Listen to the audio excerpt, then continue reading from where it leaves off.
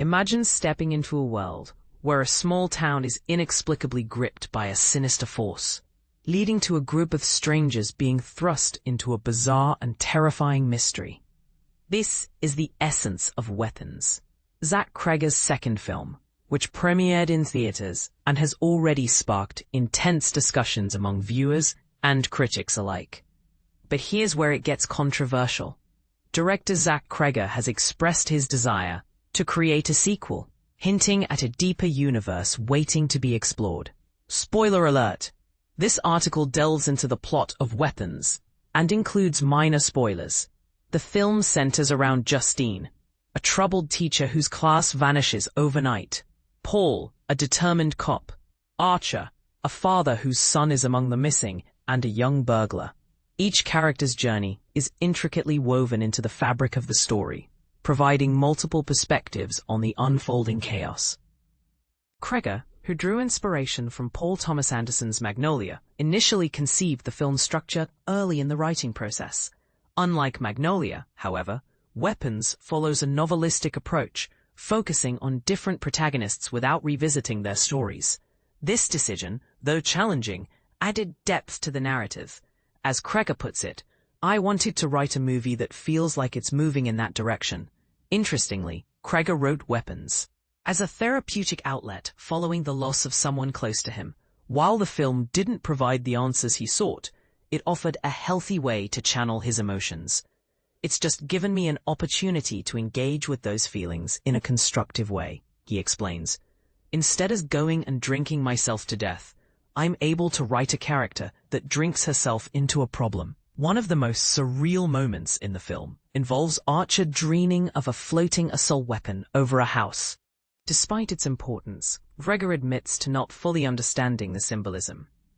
"I like the idea that everyone is probably going to have their own kind of interaction, or their own relationship with that scene," he shares. This ambiguity leaves room for diverse interpretations, making Weapons a film rich in discussion. Balancing humor and horror in Weapons was a delicate task. Cregger emphasizes the importance of letting humor arise naturally from the situations, rather than forcing it. You have to just let them come organically to the situation that you're writing, and not try to inject anything funny into the movie, he advises. This approach ensures that the film's tone remains authentic throughout. Regarding the film's graphic violence, Cregger notes that he received full approval from the studio and ratings board. "I got everything," he states. "It's not that grisly." However, he expresses a desire to further explore more extreme visual effects, comparing it to his pursuit of the perfect, irreversible style head smash. David Fincher's involvement in the post-production process significantly impacted Weapons. Cregger credits Fincher for teaching him valuable editing techniques and encouraging a more meticulous approach to filmmaking. Dave's attitude is, "It can always be better, and there are a lot of tools that you have at your disposal that you might not be thinking about," Cregger reveals. These lessons have undoubtedly influenced his future projects. Selecting the right cast was crucial for bringing Weapons to life. Cregger chose actors known for their versatility and ability to navigate complex tones. "I've seen their work, so I know what tones they can take," he explains. Collaborating with talented performers like Julia Garner, Josh Brolin, Alden Ehrenreich, and Austin Abrams ensured that each character's arc resonated with audiences. When asked about the possibility of a sequel, Cregger enthusiastically shared that he already has ideas for another story set in the same universe. "I have another idea for something in this world that I'm kind of excited about," he admits. While he plans to focus on other projects first, the prospect of returning to this world remains tantalizing.